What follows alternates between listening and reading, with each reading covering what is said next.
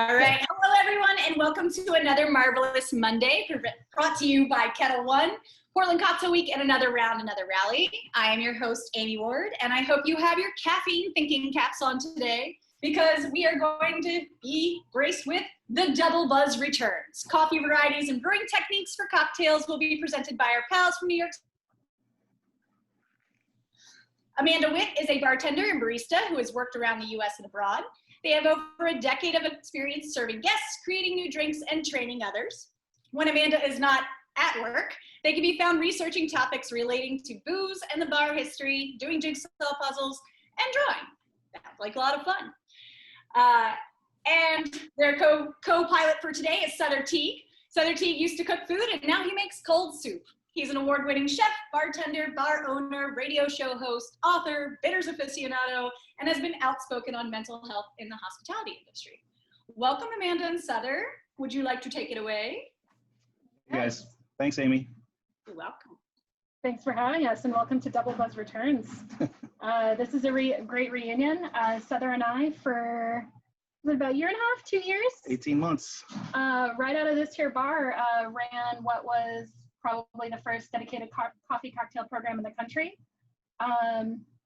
He hung out in the kitchen, made amazing food. I was in here mixing bitters, mixing spirits with coffee, and trying to do so really intentionally and in a way that fit this bar.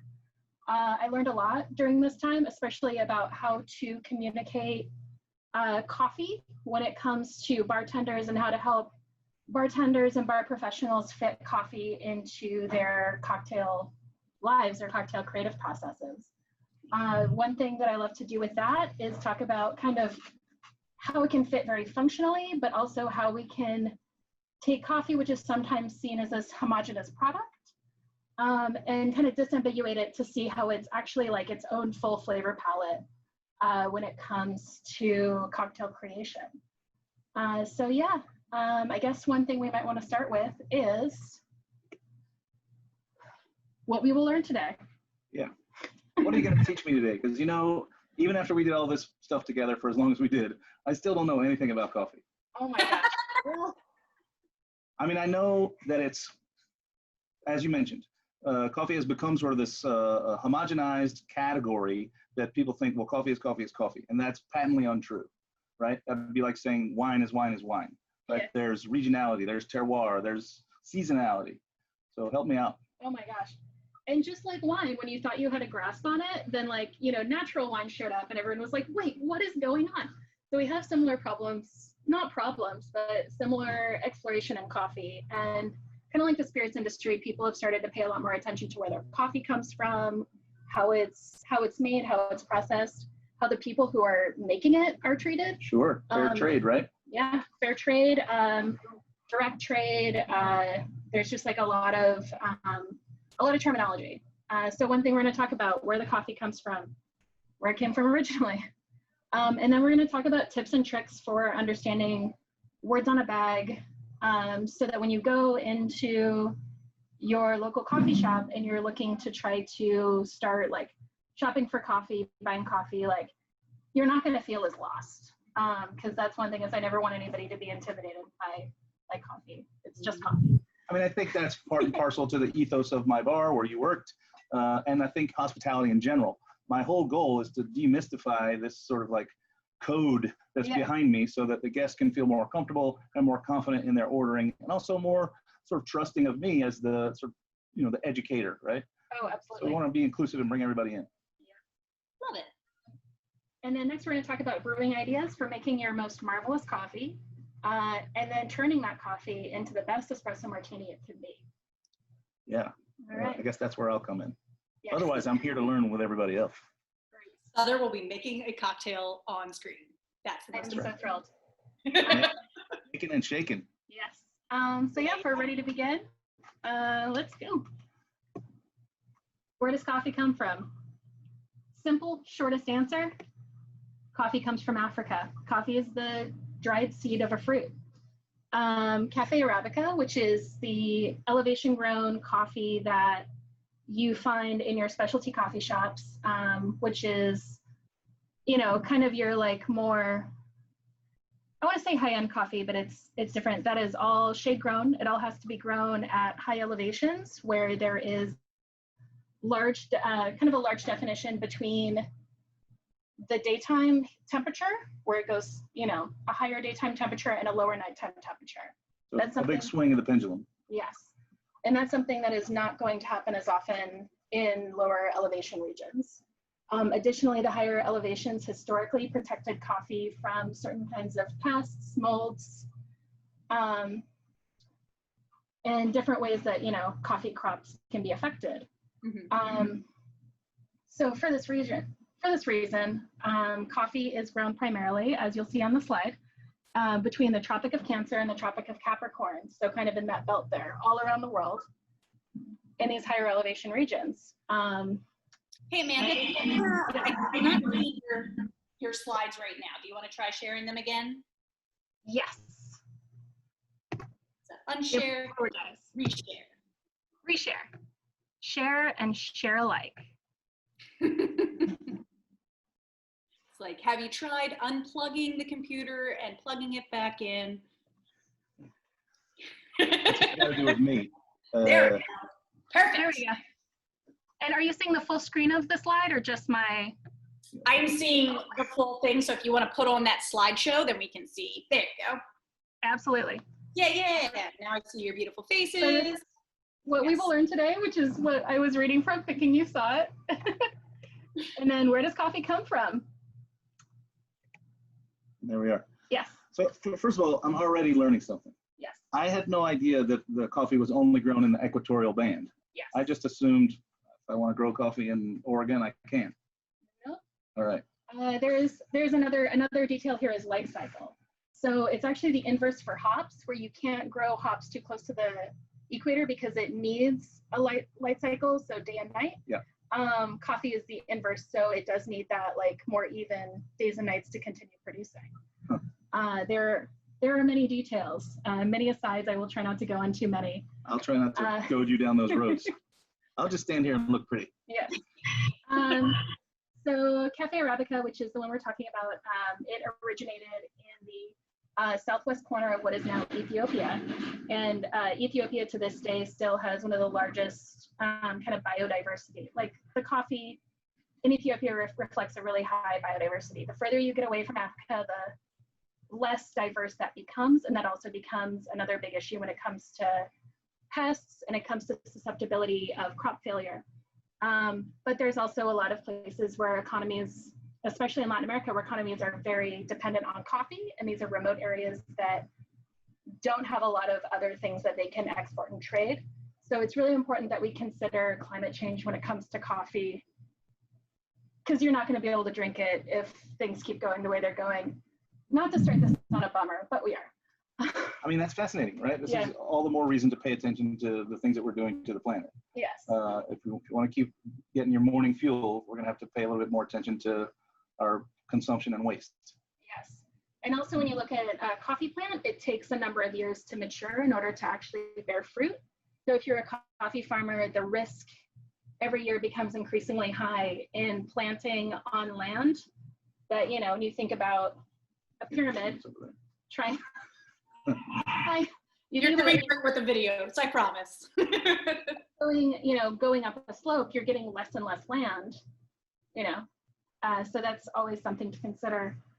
And also what you're saying is if it takes 7 years to mature the plant, to plant one today, not knowing what the climate's going to be like in 7 years, you may have planted in the wrong place, you may have wasted your effort and energy, and in fact, it may not grow there at all. Yes. Or not as well, it won't bear as much fruit. Yes. Man. Yeah, so 7 years to mature, coffee plants will live and produce for about 20 to 25 years. So you're looking at, unlike, you know, grapevines, which will continue kind of indefinitely, so far as we know, coffee plants will not. They have more like a fruit-bearing tree, kind of have a finite lifespan. Yeah, so let's,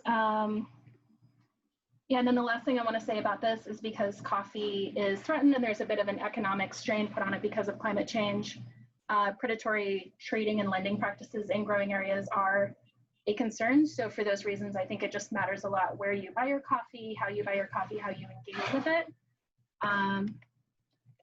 Yeah. Okay. So like I mentioned before about the trees, they're a shrub-sized tree. And then processing, which is kind of one of the most crucial times when it comes to how your coffee is going to taste.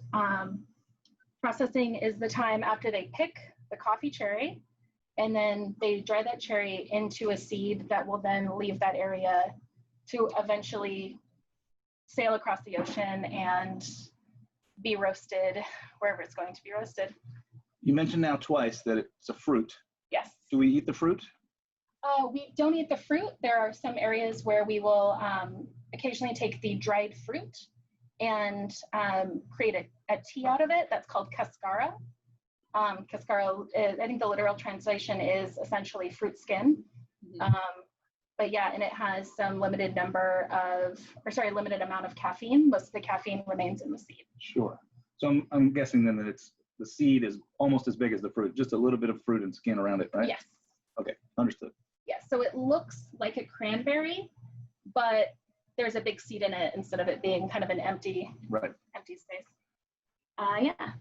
So processing will be done either individually, where the farmers will have an area where they can do the processing on their own farms, or they can do that in cooperative facilities. And then some farmers will also may just be picking the ripe coffee cherries and then selling them to a processing facility. So this is not unlike a lot of spirits. Cognac works in this way. Mezcal works in this way, right? Cooperatives form and we pool our resources to create a larger product. Absolutely. And also how the integration can happen to different extents, really depending on region, depending on the companies. So these things won't necessarily be super consistent. But you can find great coffees made in any number of ways, as long as this is being done fairly. So two main differences in the coffee process are going to be natural process coffee, which is a coffee where they take the fruit and the whole fruit, everything is put onto a drying patio, spread out to dry and process. This will result in a fruitier, more juicy coffee because you have these, like I keep saying the word fruit a lot, but you have a fruit that is drying and the flavors of that fruit are going to end up becoming more integral to the seed.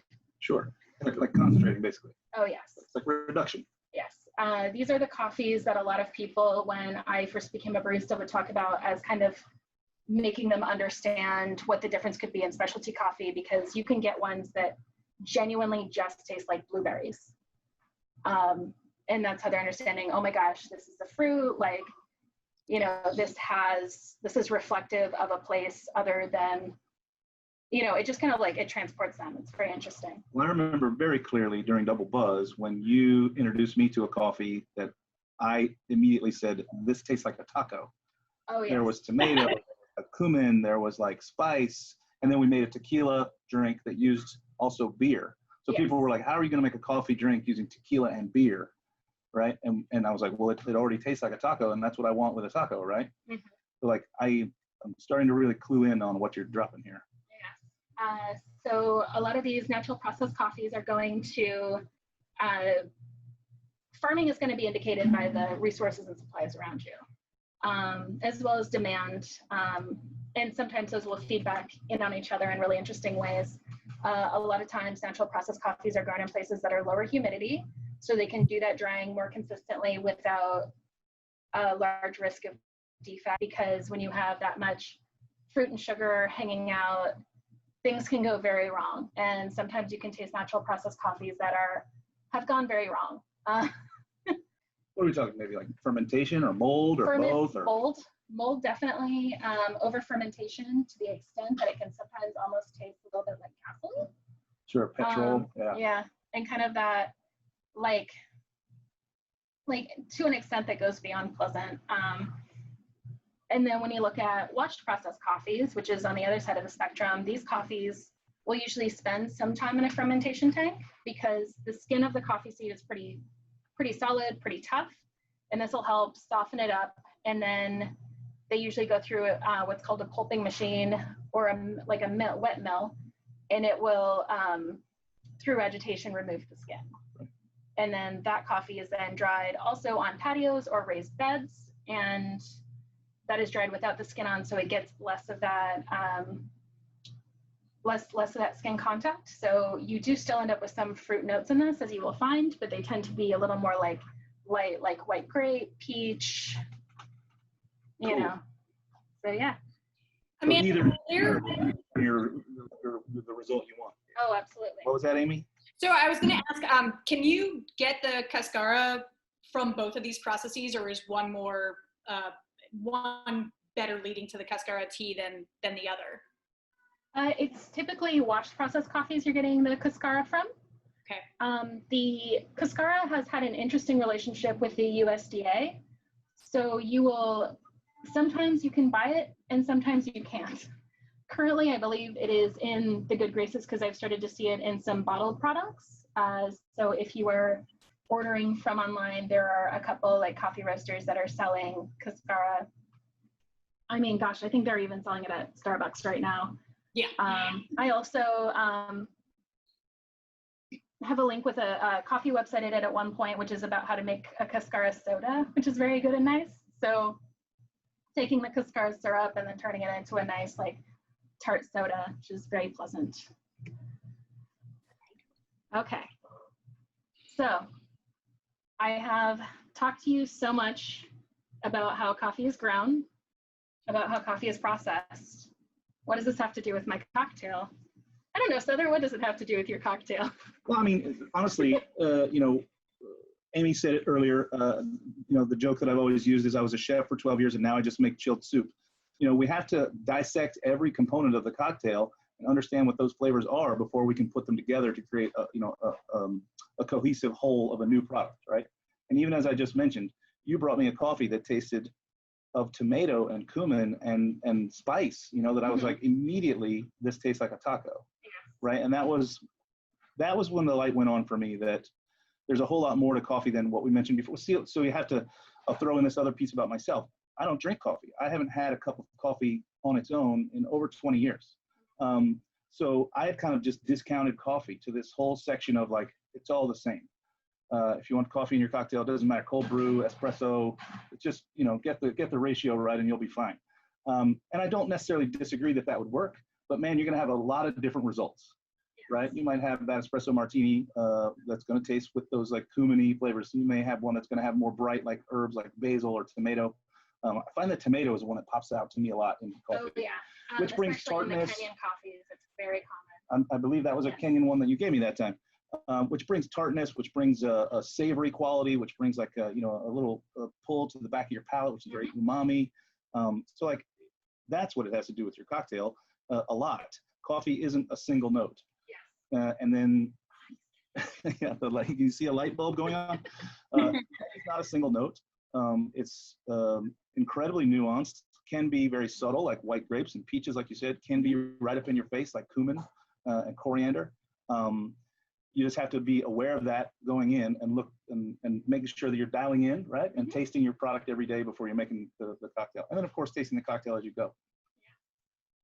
Yeah. And that's why you got no unwelcome surprises for your guest, right? We don't guinea pig guests, we guinea pig ourselves.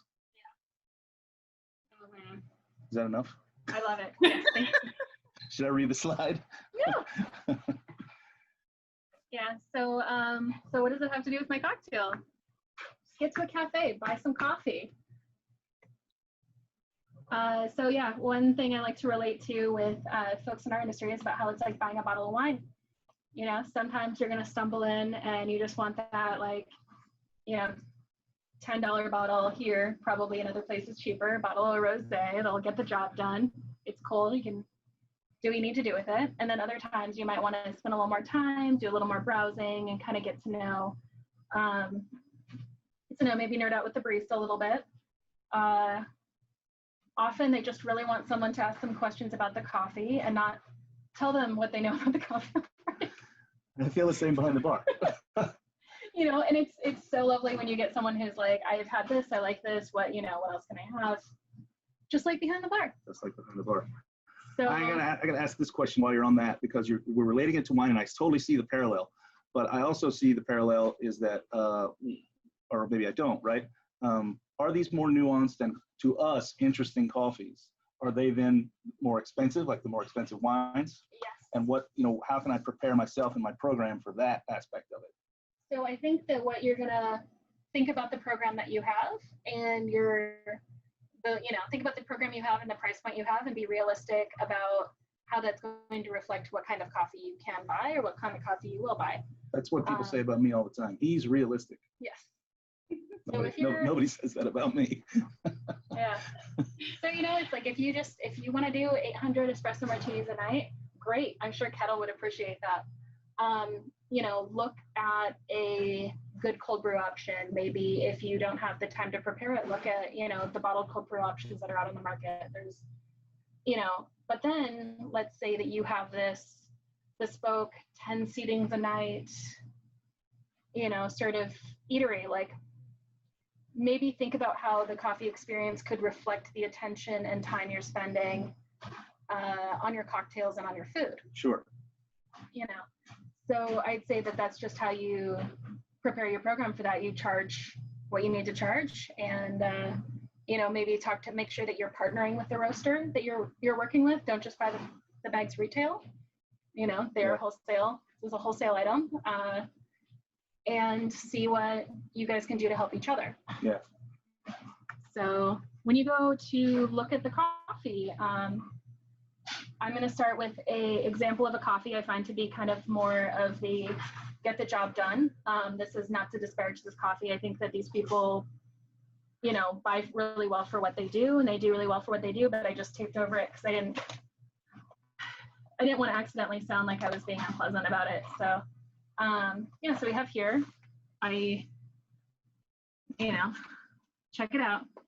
We have the roast, we have tasting notes on the roast, so it says a classic French roast, something, but there's nothing on this bag that tells me where this coffee comes from. I assume that it's going to be a blend, probably a blend that's going to change all year to kind of fit the same flavor profile, but reflecting what they have in the roastery. And they're kind enough to put a date on the bag, which would be a deal breaker for me.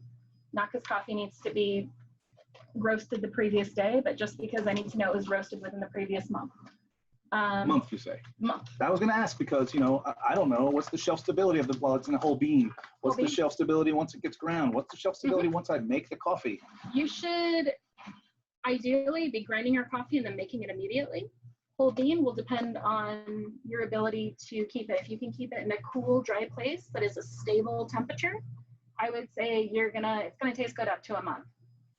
A lot of folks say freeze it. What do you think? I am not a big fan of freezing unless I am going to throw that coffee in the freezer because I know I won't get to it for a couple months. And then I would only put it in the freezer once and take it out once. The problem with freezing is then you're entering humidity. You know how sometimes when things are thawing out, they just get wet. Yep. You don't want that moisture going into the coffee. So freezing is not a great idea. Good. I'm a big fan of not freezing kind of anything. Yeah. The smaller your freezer, if you have one at all, the better. I like freezing ice. I just need it for ice, yeah. And then I also wanted to talk about kind of one of these, we talk about coffee and wine and nerding out. I wanted to bring a coffee I thought was a great example of someone who tells you what's on the bag, where the coffee comes from. I don't know if you can see it here. So it's just not going to zoom in. I'll just tell you about it. This is from Black and White Coffee Roasters. It is unfortunately not local, but it comes from this amazing roastery in North Carolina. The roastery is Black owned. It's owned by this fellow named Lem Butler and a couple other dudes, and they're all just like fabulous coffee professionals. So this bag, I've got the farm owner. Their name is right here. I've got the name of the farm.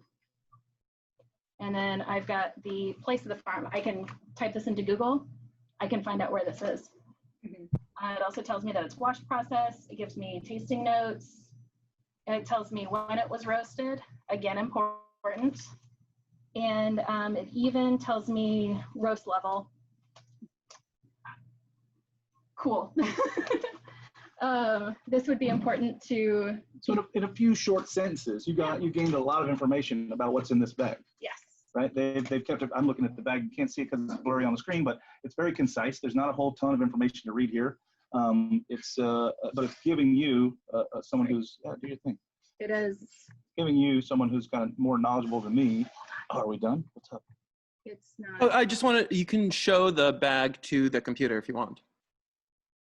That way it'll be closer. I apologize. I was like, You're just welcome to do it. You don't have to. okay. Yeah, there you go. There we go. So here we have these two. You'll also see, which is very interesting, that the information available on the bags is actually very different because of where they're grown. There is different regulations as to how coffee can be sold in Ethiopia.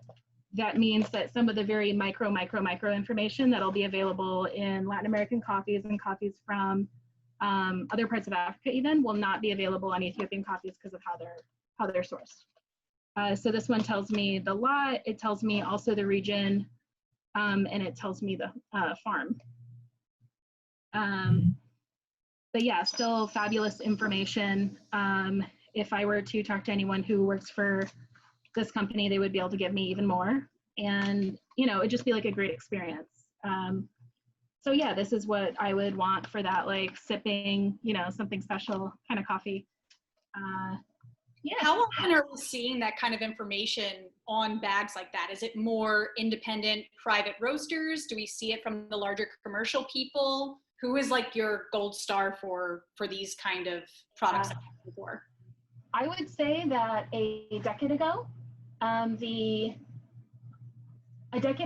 coffee would have been coming from, the coffee that would have this information would have been coming from all independent roasters. Mm-hmm. Coffee has had an interesting transition, as I think the bar world has in certain ways, where there are now large investment groups that have come in and own certain roasters. So they still kind of have that like small roaster vibe, but they are like owned by a large company. Intelligentsia, Stumptown, Blue Bottle, like these are all examples of places that are, you know, owned by, and I think two of them owned by the same, like Blue Bottle's owned by Nestle, and then Jab Holdings has the other two. And so they are genuinely owned by large companies, but they are giving the information of an independent roaster because that's their heritage. They were an independent roaster before they became part of this. So it's kind of a tricky answer, but Okay. yeah. Please don't make fun of me, but I worked for Starbucks for 5 years, many moons ago, when there were still actual espresso machines and not barissimos. Oh, wow. Yeah. Got to start somewhere, Amy. I mean, that was like the height. Skipping school to go to Starbucks was like the height of sophistication when I was a young one. That was like kind of my 2005 wasn't a terrible time for them. It's, you know. Yeah. All right. So should I pull my slideshow back up, or? Sure. Show us more slides if you got it. Oh, I love slides. I'm with you. All right. This is very weird because I can't see any of the Facebook stuff. So I'm like, I wonder if people are watching me right now. You don't even have to worry about that. It makes it way more confusing to watch Facebook at the same time, I promise. All right. Okay. Cool. Got slides. Slides. Come on. Slideshow. Remember when we had slides. Okay. All right. So we talked about this. We talked about where to get the coffee. Great. All right. So now you have your coffee. Now what? Time to brew it. Yeah. What do you need? What do I need? How can I help? So first thing I want you to do is turn that kettle back on so we can have nice hot water. If you have a tea kettle, that's great. If you can get a gooseneck kettle, even better. First thing I'm going to show you how to do is do a pour over.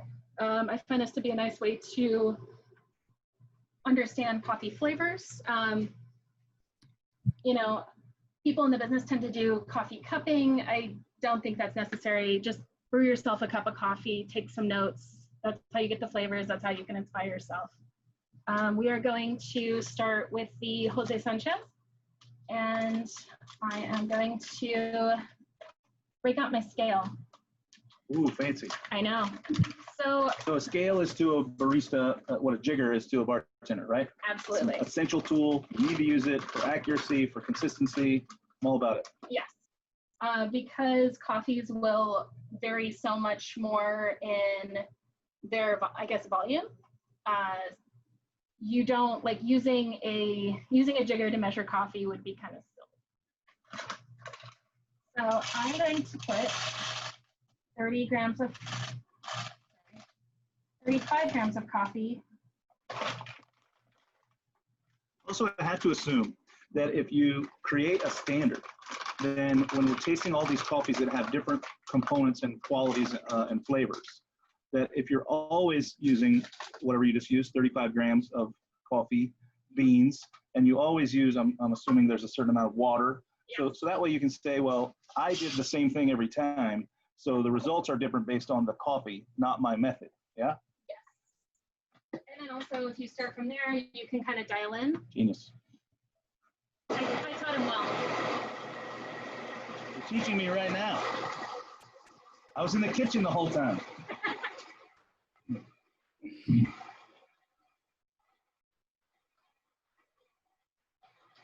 Yeah, what do we do while we're grinding? Dance it out. Can I bring my kettle? Yep. What kind of grind are you doing?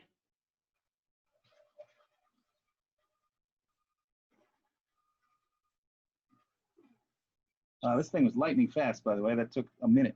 We have boiling water. I kind of preheated the water. So I will be making some coffee over ice. I believe I have the world's easiest pour over right here. World's easiest. That's sign me up. Yeah. So as usual, a little sassy, just buy a scale already. If I were to recommend to anyone who wants to really invest in their coffee, buy a scale, buy a decent burr grinder. These two things are going to really make the coffee that you get worth what you're spending on it. What is a burr grinder? So a burr grinder, instead of, you know, the grinder everyone has at home, it's like, zzz, and it's got a little, that just has blades. So that essentially chops the coffee up. Chopped coffee. Yes. A burr grinder has burrs. So the coffee is going to be shredded. Yeah. And then the resulting coffee will have a larger surface area from which to extract. So you're going to get a more flavorful cup because the water can have more contact with more surface area on the bean, on the ground bean. I dig it. Burr grinder. And so I'm going to put in here my 200 grams of ice. And this might actually, I'm actually going to size this down a little bit because I feel like this recipe is a little big for this vessel. All right. And I'm going to put in my coffee.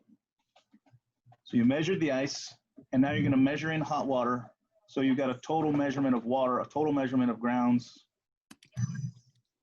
And something that I was just thinking about when I was doing this, because I've been making a lot of margaritas on my job. Doesn't it look about the size of a margarita salt? Yeah. Like a rimming salt? Yeah. So good bartender communication there. You want your coffee grounds about the size as your same size as your margarita salt. So like a coarse, kosher salt. Like a diamond kosher. I love it. Yeah. So I'm gonna hit start on my timer.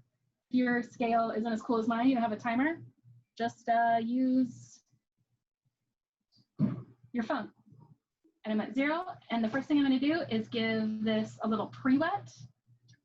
This is sometimes called the bloom, kind of about, 75 grams-ish of water. You don't have to be too precious about it. Just get it wet, and you see all this gas right here? Yeah, I see it. So the gas is a byproduct of roasting. That is CO2 that has been trapped in from the roasting process that we need to let kind of die down and kind of go through its feelings so that the water that I then put in will actually have contact with the coffee ground and not be being repelled by the CO2 that is escaping. Wow. Yeah. It looked like a little lava field. It's bubbling. Yeah. Definitely want to process feelings everywhere we go. I like that. Yes. Also, this kettle, as you see, it's not a fancy kettle. It's with shutdown, it's been getting coffee supplies has been interesting. But you know what? You can make good coffee with basically anything. So don't worry about I mean, people were making coffee for a long time. Making coffee a long time before Bodum showed up, you know. And I see you're sort of waving around like a magic wand here. What's all that about? So I'm just moving around so I can make sure that I'm getting a bit of agitation. So I am moving the coffee particles in the water so that they are, you know, that agitation will help with the extraction process. So when you look at, all right, so to take this back to Amargo Amargo days, you look at bitters. Bitters are made with a high proof alcohol. Why? Because it's a better solvent. Yeah. So hot water is a better solvent than cool water. Indeed. That's why cold brew sits overnight, whereas hot brew is made in about 3 minutes. Likewise, when you do this moving around, you do this agitation, you're getting the coffee moving around and you're getting a little more extraction. So yeah. I also noticed you weren't doing this very violently. There seemed to be a very steady rhythm to your wand waving. I feel like it's like magic over here. Yeah. Gentle agitation. Like something that looked like dirt. It looked like rocks. She made it look like dirt, and now she's made this delicious thing. Yes, I know it really does look like potting soil. Okay. Yeah. Perfect. So it's like so even. Like your motions and your speed of pour made it this. It's perfect. So we're just gonna taste this and then talk about what we taste. And then we're gonna move on to talking about how to make cold brew. Because guess what? Iced coffee and cold brew are 2 different things. Wow. I know, Ford, I'm getting ahead of myself. All right. Right, here So, goes. cheers. So this one, as you can see, they talk a lot about red cherry, feeling it. Brown sugar, definitely feeling it. Yeah, it's tart and caramelized and. Yeah. And something that I love about the Ketel One serves this season is they talk a lot about those serves having garnishes and kind of touches that reflect on seasonality. I think you can also use that to make a really good Ketel One Espresso Martini that reflects the coffee that you are using by kind of using that same approach of garnishes and of flavor. So that's actually what we are going to do. We're going to be making a espresso martini with this Ethiopian coffee here, this Genjihala, and we are going to be using some of those white peach notes to add to it using a peach bitters and some to make a little peaches and cream espresso martini. Yeah. Yeah. But first, let's make the cold brew. Sure. Tell me why they're not the same thing. Because cold brew is made with cold water. So cold brew is a really great way to make a more stable concentrate. When you make cold brew, you are adding ground coffee and cold water together and letting it sit overnight. In that period, you're going to end up with a much more viscous, much more high concentration coffee. Some of the flavors will be different. So your flavor profile for a hot brew over ice is going to be a little more delicate, whereas there's going to be kind of much more bold and kind of straightforward coffee flavors in your cold brew. If you want to make cold brew at home, I feel like a lot of homes in America have a French press. You might even have one that's not broken. Yeah. I see parts of these everywhere, but not a whole one. Oh my gosh, iconic. If you don't have one, they're $8 at IKEA. Yeah, so I just take my French press. I would use the same ratio, which is about 30 grams of coffee to 100 grams.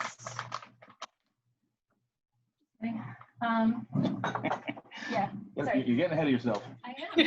First to the grinder. Yes. You can't unring the bell, Amanda.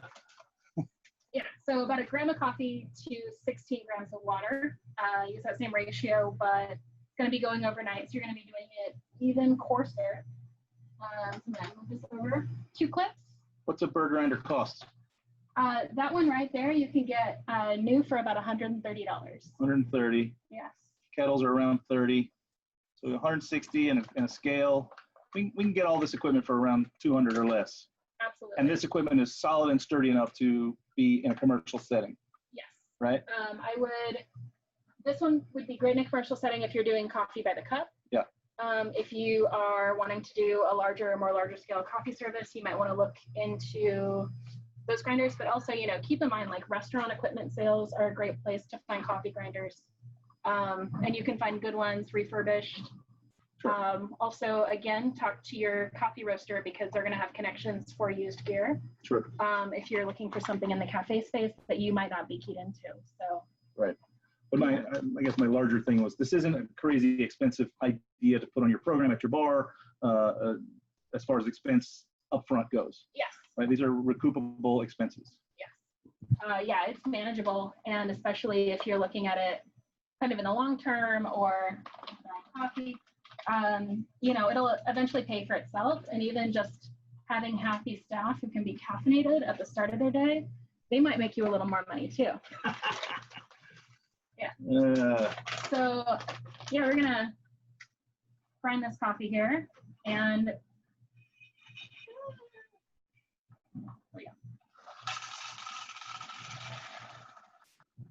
Amanda, I got a couple questions that have come in. Do you mind if I ask you those while you're grinding? Since the grind will, we can't hear it, but we can hear you talk. So let's talk. All right. So first one I got is, does coffee mold have a specific flavor? Ooh, Yes. like maybe a corked wine. That's a pretty specific thing, right? So there isn't just one, because there's a lot of things that can go wrong. One of the most common ones you'll find is actually not a mold in the coffee. It's something I should have talked about earlier. It's the coffee will actually have gotten moisture while it is in the burlap sack and being transported from origin to where it's being roasted, or a storage issue that may happen in warehousing or at the roastery. And when that happens, wet burlap, it has a smell. It's kind of like, when you walk into a room and it has kind of a mildewy carpet, it's going to take, you're going to smell it. Like at my house. Yeah.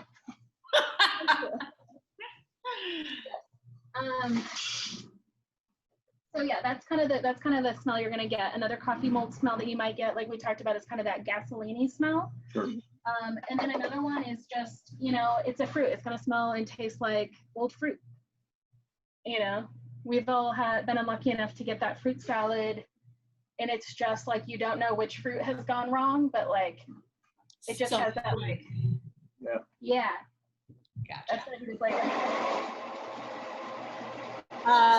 Okay, another question. When we're looking at roasters, would you kind of equate coffee roasters to the same way as people barrel finishing something? As far as coffee roasters that are barrel finishing green coffee? No, sorry. In spirit world and coffee world, would you say that the roasters add in a specific element the same way a barrel would add in elements to a spirit that's being aged?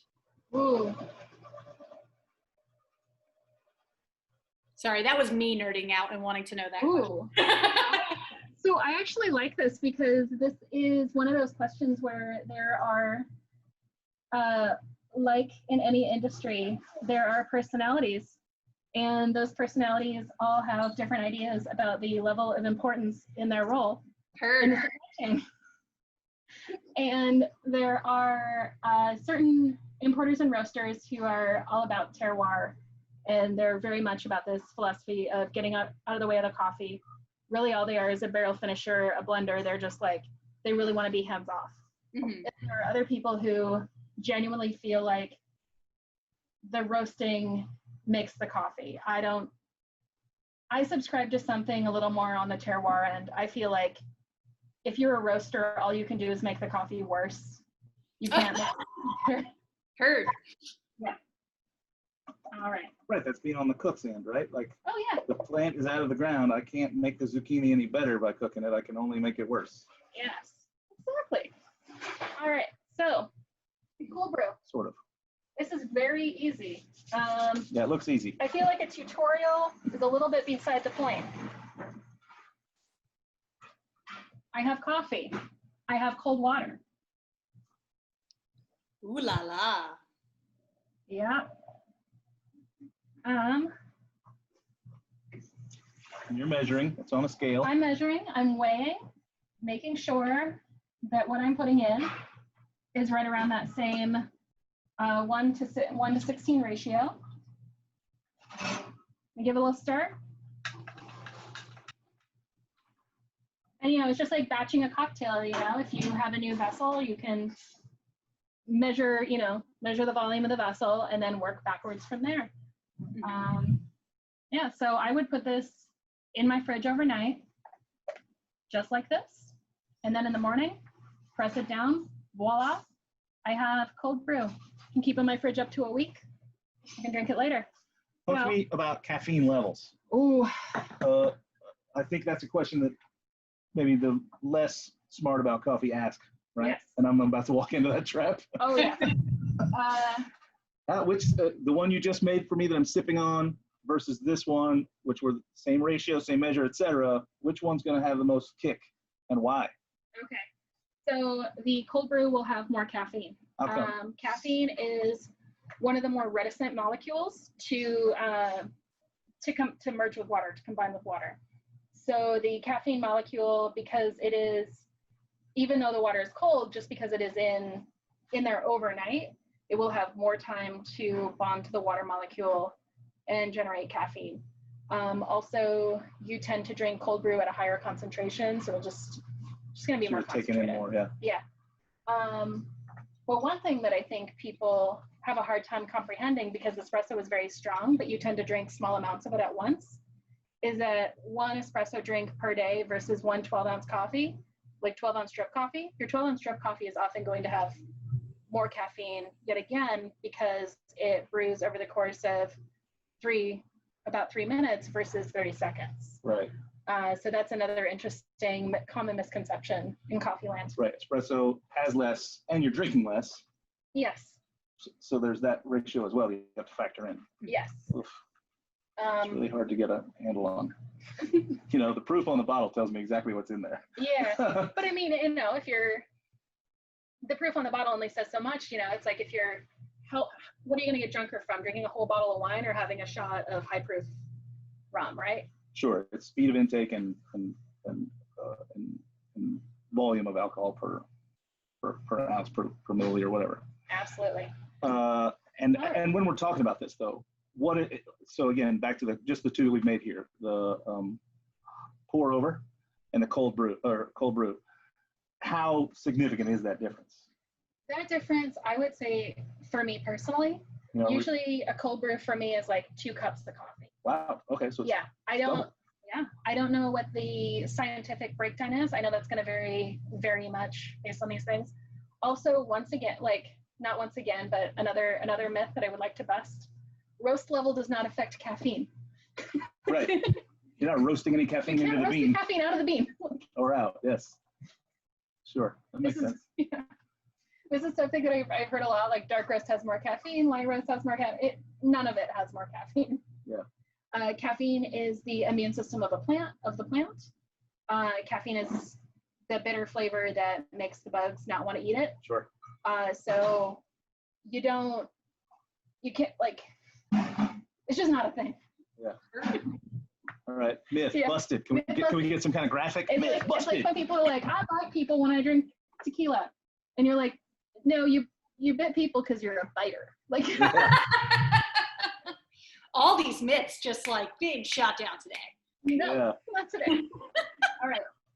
So I feel like we got a little distracted, which I love. Is it espresso martini time?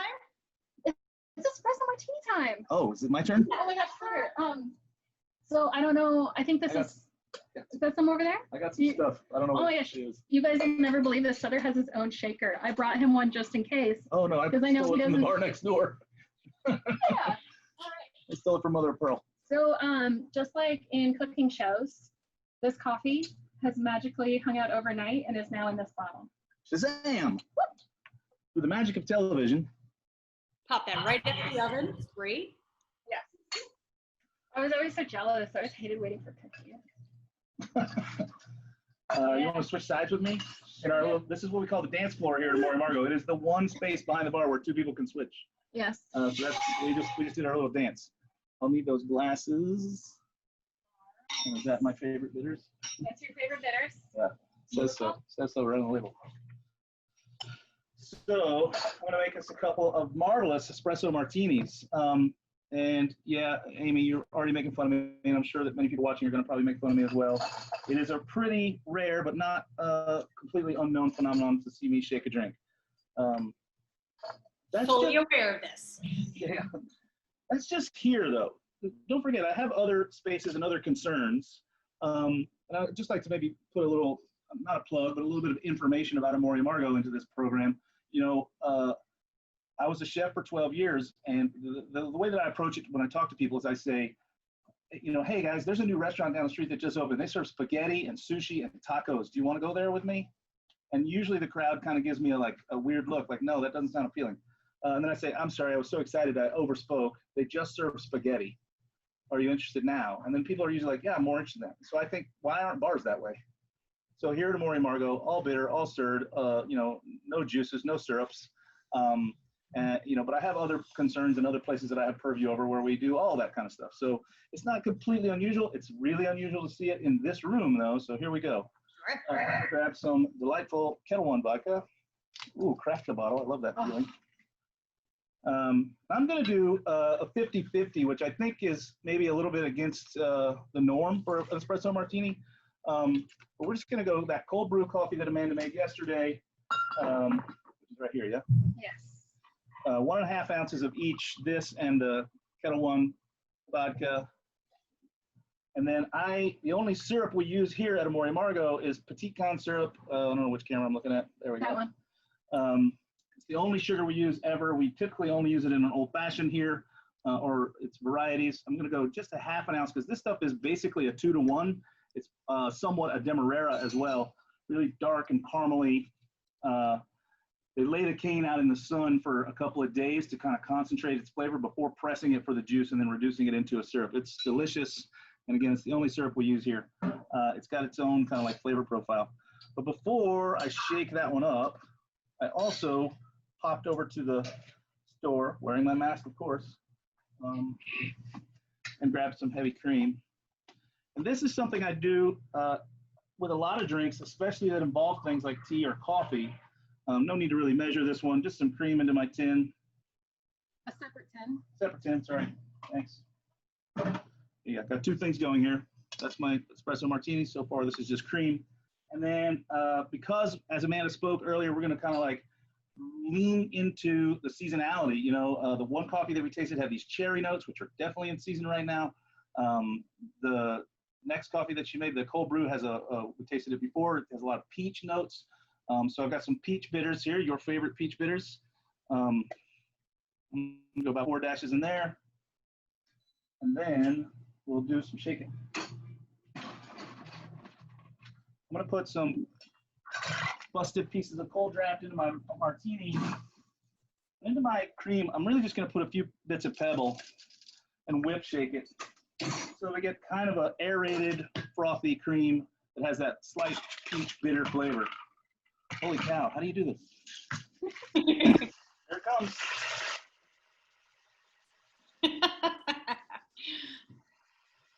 How I so wish we could hear all the sounds of that right now, too.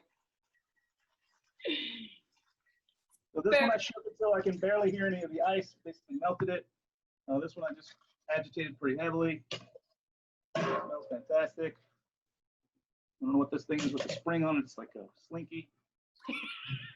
I've got a couple of coupe glasses here. I think I just made enough for one because I forgot I had 2 glasses. But we'll just make the one.